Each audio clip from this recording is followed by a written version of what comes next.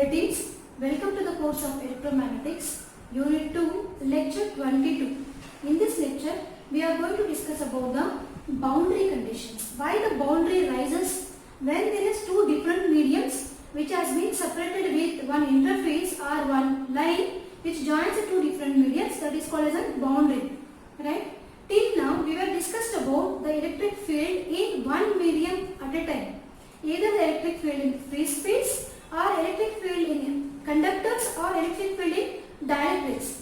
If the electric field is spread between the two mediums, okay, if it is being spread along two different medium,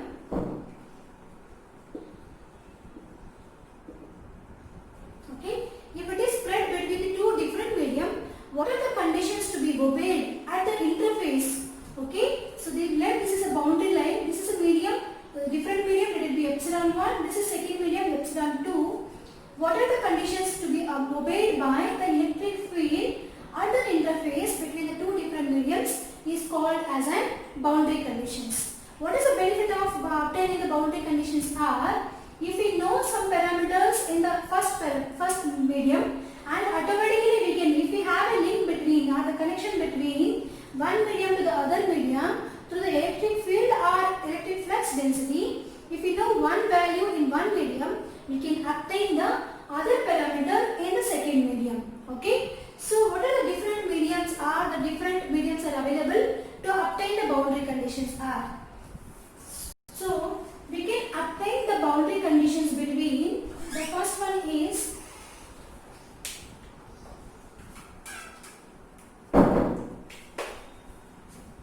dielectric medium to one more dielectric medium. Okay. So dielectric to dielectric.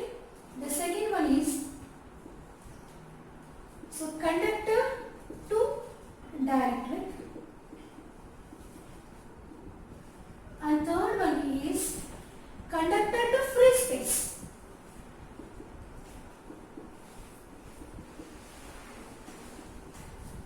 If it is from one conductor to the other conductor, there won't be any change because electric field is 0.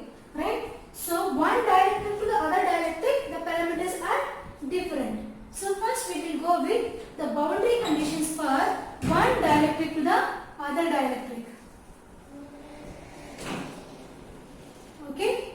So for that, to obtain the boundary conditions, we are going to use the two theorems. The one is a Gauss law. The second one is electric potential over a closed path equal to 0. Means two equations we are going to use. The first one is electric potential over a closed loop equal to 0. Right? Second thing, we are going to use the Gauss law, that is integration of d bar into ds equal to the charge enclosed over a surface integral of charge enclosed. Okay? And at the boundary, each of the component of electric field can be resolved into the tangential component and the normal component. Even if it is a flux density also, which can be resolved into, it is a summation of one tangential and one normal component at the boundary. Okay. So now we will see that what is the tangential and normal components of flux density of electric field when there is a boundary exists between one dielectric to the other dielectric. Okay. So for that, let me draw one boundary line. Okay. So at the boundary, there will be let this is a medium 2 and let this is a medium 1. Permittivity of a medium 2, let it be epsilon 2. Permittivity of a medium 1 is epsilon 1. So let we have the tangential component is along the boundary. So this is a medium 1, so E1t. And we will be having a normal component also. Okay, this is E1n. This is a medium 1 and the permittivity is epsilon 1. Okay, this is a tangential component. Let this is a normal component. Okay, so electric field in the medium 1 is E1. Okay, this is E1 which has been resolved into tangential and normal components. On the second side also we will be having tangential and normal components.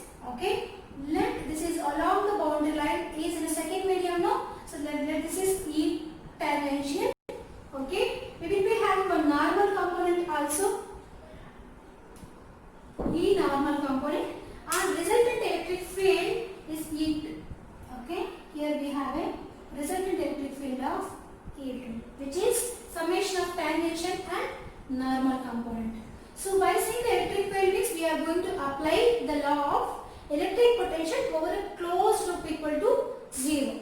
So over a closed loop means we should have one reference surface. So for that we will assume one rectangular surface or one rectangular loop. Okay, whose dimensions are A, B, C, D, and the width of this rectangular loop is del W and the height is delta H. Okay, so now this is medium 1 and this is a medium 2. Now, so the electric potential over a closed loop into dl equal to 0. Okay, over a closed loop. Let us resolve all the terms over a closed loop. Okay, the first one is the normal to this one is a tangential, right? So E1t into along the tangential, what is the weight? Del W. Okay, so one side. The second side, so we have a height here, but this height maintain half in one medium, the second half in other medium. Okay, so this is normal, this is parallel to the normal component, and the direction also you see the direction. This is towards this one, this is this direction, and here and this, which makes one closed loop. Okay, the direction of normal component here is into the opposite direction of this one. So I can write this as minus E1n, and in E1 means still we are in the first medium.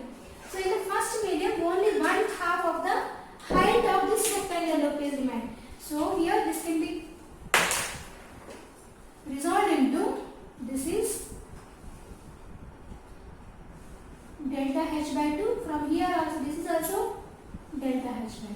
So I can write E1n, which is normal to the height of our rectangular loop, are parallel, and delta H by 2.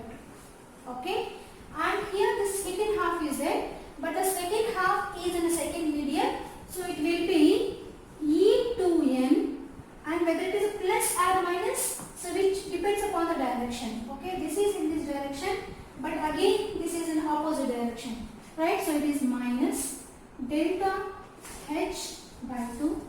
Okay, so my into this one width. Okay, this is parallel to the tangential component in second medium. So what is the tangential component in the second medium is, the tangential component in the second medium, this is the direction, it is towards this direction, this is in opposite direction, right? So this is, I can write here, minus E to T into delta W. Okay, this is happened now, this one. Okay, so here in the second medium we have E to N. So E to N direction and the direction of the normal component of electric field in second medium, both are in the same direction. So I can write plus E to N. So what is the height in the second medium? It is delta H by 2. And we have second height in the first medium. Okay, and here it is in this direction, which is the same direction as a normal component in the first medium. So it is, since both are the same direction, plus E1n, height is delta H by 2. Yes, we completed the first loop, right? Closed loop. We started from this point and around the loop we applied the tangential and normal components, which is equal to 0. From this one, the E to N minus and this plus component and this component and this get cancelled.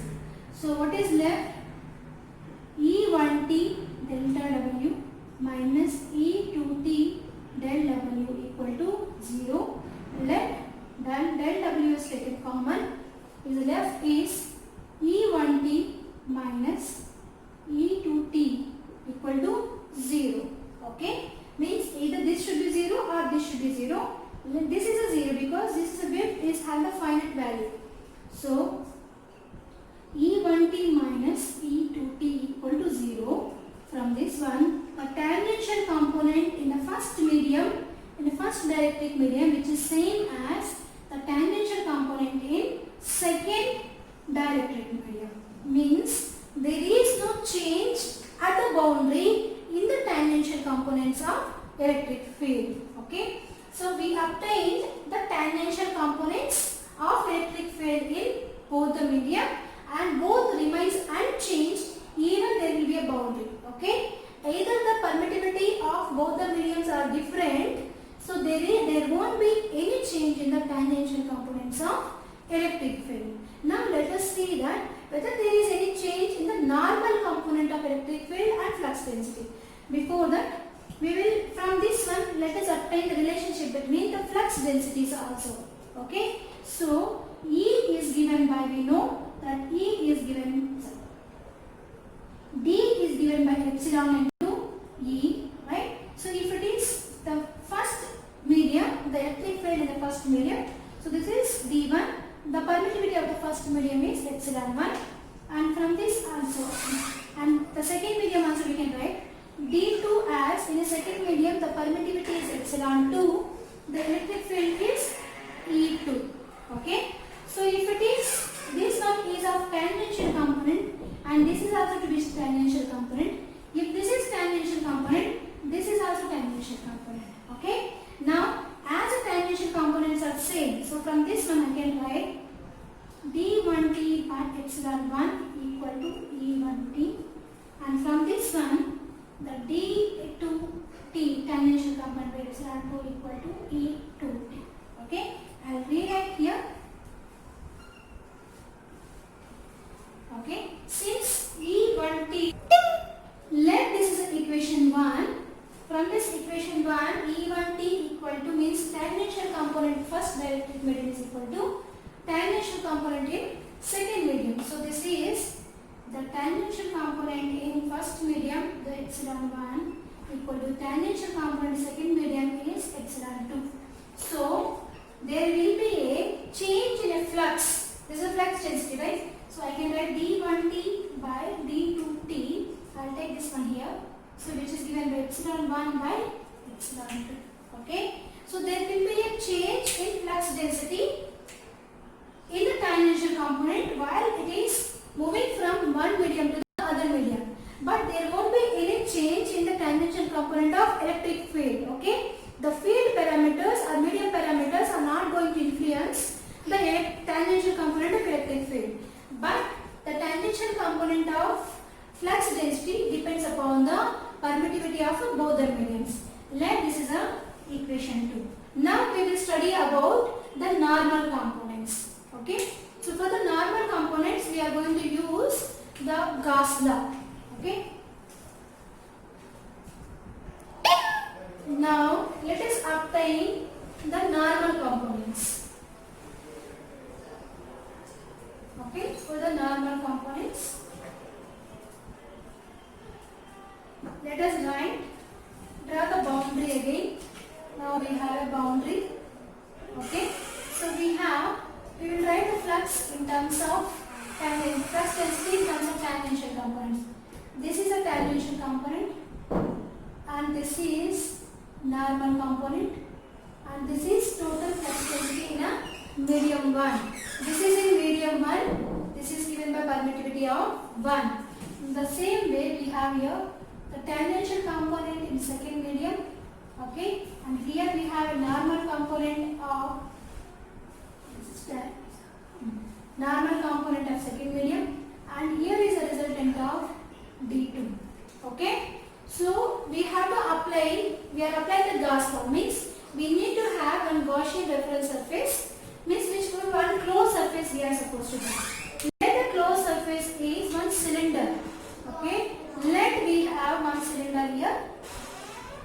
Okay, let we have one cylinder whose height is given by delta H and whose surface is given by and delta S. Okay, what is a Gauss law?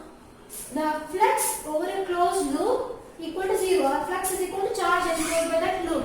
Right? Integration of d bar into ds is equal to charge enclosed. Right? So this is over a closed loop, d bar into ds is equal to charge enclosed, I can write as rho s into ds. Okay? So this is a flux density over a closed loop. Right? So if you take the normal component, so the direction of this function, the normal component d1n into del s, right?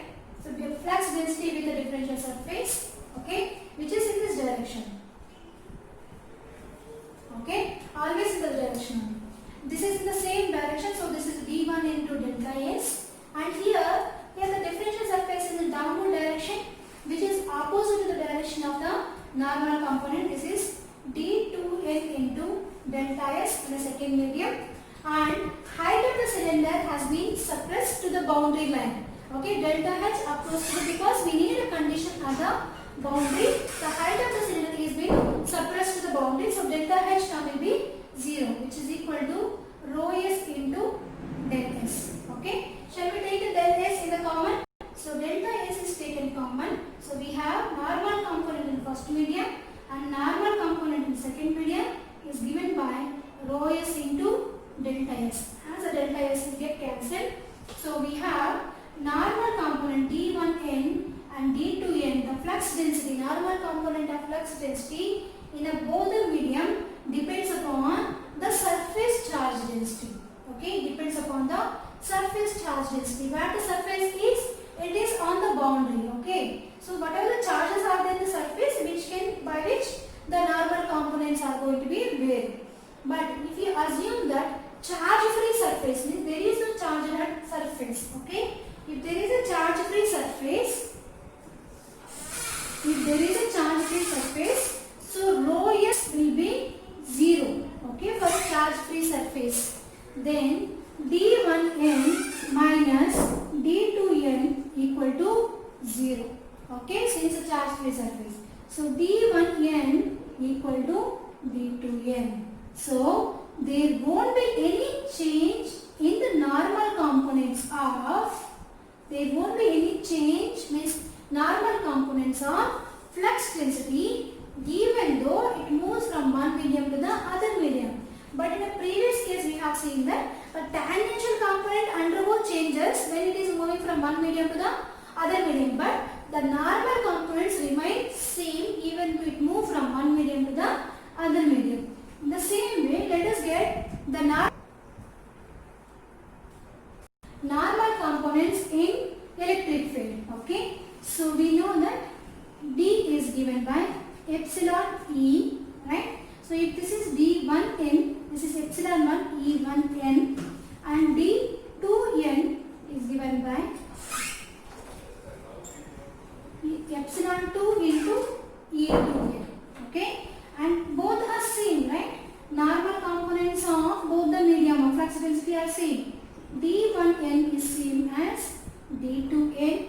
So this is epsilon 1 E1n equal to epsilon 2 E2n. Okay. Now take this normal component this side and permitted to this side.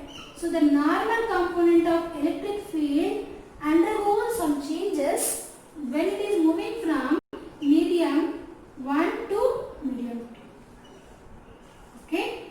These four are the boundary conditions between two dielectric medium. If the electric field lies in between two dielectric fields mediums, then these are all the equations. Let me summarize all the equations. I will write down here. First one is no change in the tangential component. So the tangential component in electric field, which is same as tangential component in electric field in both the mediums. And this one, the tangential component of flux density to the tangential component of flux density is given by epsilon 1 by epsilon 2. And normal components of both the mediums are same, that is D1n is D2n. And the normal components of flux density, normal component of electric field is given by E1n to the E2n is given by epsilon 2 by epsilon 1. Okay, these four are the boundary conditions between one dielectric medium to the other dielectric medium. Okay, now we will see at the boundary between the two mediums, because both are two different dielectric mediums. There will be a refraction at the boundary, refraction between the two mediums, and other boundary condition, that is conductors to dielectric or conductor to free space, that we will discuss in the next class.